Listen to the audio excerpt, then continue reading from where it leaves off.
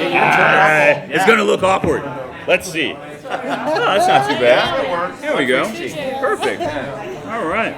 So I would like to know, what do you hope fans take away from this season 4? Oh, I hope they come away feeling satisfied that we planted a lot of seeds over the years, and I think Chris did a really great job of bringing everything full circle. I think the audience is going to be happy with these last 3 episodes. I don't expect them to be happy about the show not being renewed. I'm not happy about it. What I think is unique about our show, though, is some shows, when they get canceled, there's no point in watching them because they never got to finish their story. This is different. Our show, even though we're not renewed, we have closure, and you know, there are little things that could lead to returning to this world.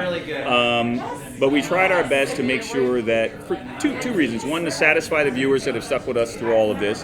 And 2, so we can still have new viewers that don't feel like watching the show is a waste of time. It's 44 episodes that'll be in total, and you get a whole complete story. So I think it'll be a unique situation that, even though we may not be on the air, that I think we could still garner new viewers.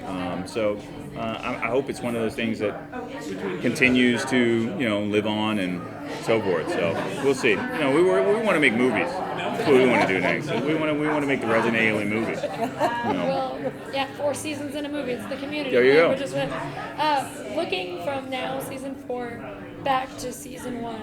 What for you is the most exciting thing that you got to do, and actually watch your character grow throughout that? Yeah. Oh, most exciting thing. I think it was in. I can't remember if it was season 1. I think it was in season 1. I don't want to say this is the most exciting thing. That'll be like, oh, you peaked in season 1 and never got better.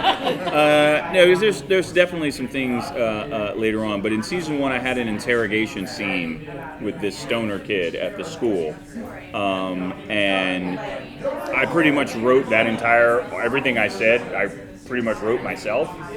So I had never had the experience of writing on the legal pad, and then taking that to the computer, and then drafting that and sending that to Chris, and then seeing those things in the next the pink version of the script that comes out, and now the stuff that I wrote is actually in there.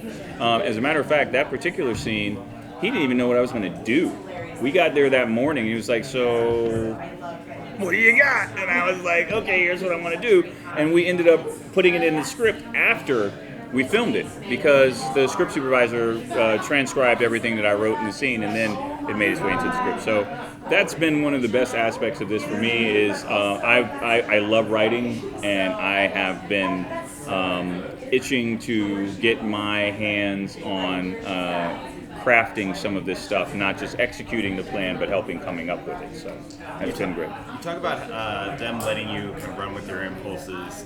Was there a favorite moment in filming in the 4 seasons for you, being able to do that as an actor? Oh, yeah, I mean, geez.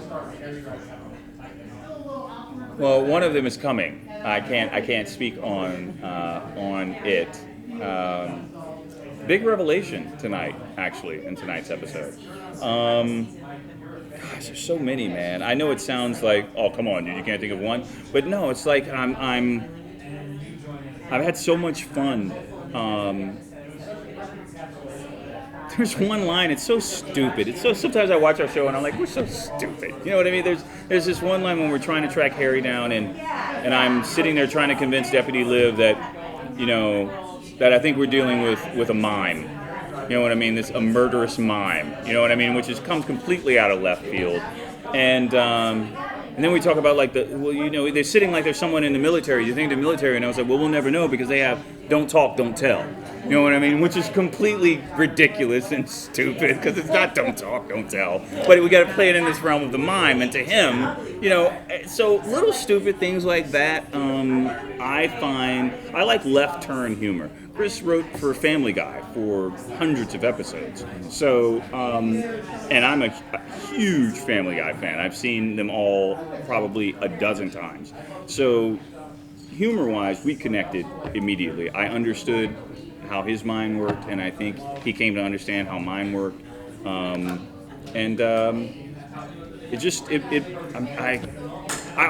had a 5-minute. You never see some of this stuff when the scene where Mike is in therapy with Harry, and there's this voiceover where the Mantid is talking about like eating my head with like a lentil or something like that, and Alan, who directed that episode, he said, we need you doing some stuff, so if we want to cut out of the monologue, we can have, and so he gave me like 5 full minutes to improv and do whatever. So all that shit you're seeing where I got the duck at my ear and I'm putting it here and all this stuff, like it just was kind of all over the place. I think at one of the things at the end, I made up some stuff about how I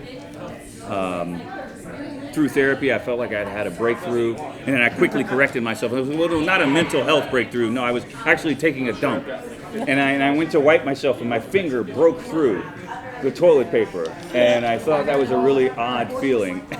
And the whole fucking, you see the cameraman like shaking, you know what I mean, and your boom mic guy is like looking away, you know. That's when you know you got him, when you start hearing the coming from Video Village and stuff like that. It's the best job, man. It really is a great job, and we hope that the love we have for it hopefully shows, you know, on the screen and stuff. So, yeah. Thank you so much. Thank You got it. Thank you.